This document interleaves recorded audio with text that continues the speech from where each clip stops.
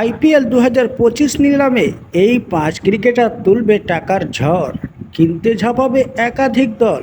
হ্যাঁ বন্ধুরা, কোন 5 ক্রিকেটার এবং 2025-এর নিলামে কারা কারা থাকছেন এই টাকার ঝড়ের মধ্যে, সবটাই এই ভিডিওর মাধ্যমে জানাবো।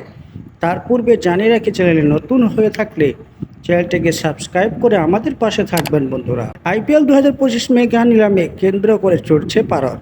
এখন বিসিসিআইয়ের তরফে সরকারি ঘোষণা না হলেও মনে করা হচ্ছে ডিসেম্বরের শেষ সপ্তাহে বুঝতে পারে নিলামের আসর।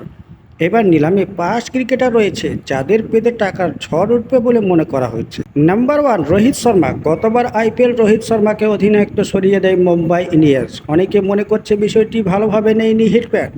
এবার আইপিএল নিলামে রোহিতকে যদি মুম্বাই ছেড়ে দেয় তাহলে শর্মাজিকে পেতে ঝাঁপাবে একাধিক দল। বর্তমানে মুম্বাই থেকে 16 কোটি টাকা পান রোহিত শর্মা। এবার রোহিত নিলামে উঠলে টাকার অঙ্ক অনেকটাই বাড়বে বলে মনে করা হচ্ছে। Number 2, Phil Salt. গতবার আইপিএল নিলামে অবিক্রিত ছিলেন ফিল শট। পরে কেকেআর জেসন রায়ের পরিবর্তে নেওয়া হয় শটকে 1.5 কোটি টাকার বিনিময়ে দলে নেয় নাইটরা। তারপর কেকেআর ওপেনিং তুরন্ত ব্যাটিং করেছিলেন শট। মোট 435 রান করেছিলেন, সামনে ছিলেন উইকেট কিপিংয়ের দায়িত্ব। এবার আইপিএল নিলামে শটকে নিয়েও ঝড় উঠবে বলে মনে করা হচ্ছে। নাম্বার 3, ঋষভ পান্ট। এবার আইপিএল ঋষভ পান্ট দিল্লি ক্যাপিটালস ছাড়তে পারে বলে জল্পনা শোনা যাচ্ছে।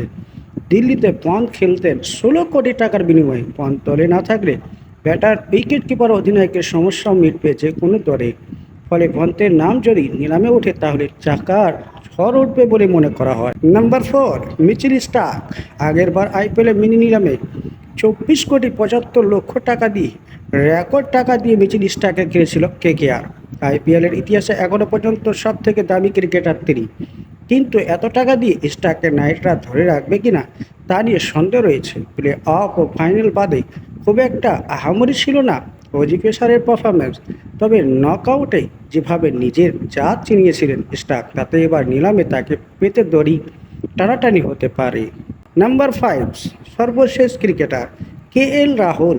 ভারতীয় দলের তারকা ক্রিকেটার কেএল রাহুলও এবার শেষ পর্যন্ত লখনৌ সুপার জায়ান্টসে খেলবেন কিনা তা নিয়ে সন্দেহ রয়েছে অনেকের। আরসিবি নিতে পারেন বলে শোনা যাচ্ছে। গতবার লখনৌতে 17 কোটি টাকা পেয়েছেন কেএল রাহুল। এবার রাহুল নিলামে উঠলে বড় দর পেতে পারেন বলে মনে করা হচ্ছে।